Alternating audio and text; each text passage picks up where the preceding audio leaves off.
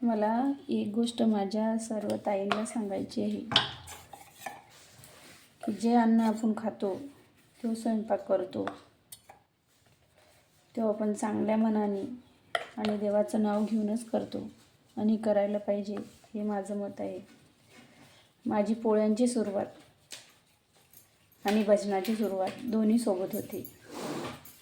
माझ्या पोळ्याही सुरू असतात आणि भजनही सुरू असतं. कधीच मी भजनाला आणि पोळीला मिस करत नाही, कारण जे खातो त्यात आपलं अनुकरण आणि सगळं उतरलेलं असतं. त्यासाठी ताई, आजपासून सर्वांना विनंती आहे, देवाचं नाव आणि स्वयंपाक दोन्ही सोबत करा.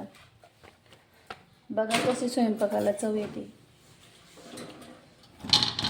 स्वयंपाक एवढा चविष्ट बनतो, खाता वेळेस देवाचं नाव नाही घेतलं तरी चालेल, पण स्वयंपाक करताना देवाचं नाव घ्या आवर्जून, ही सर्वांना विनंती आहे.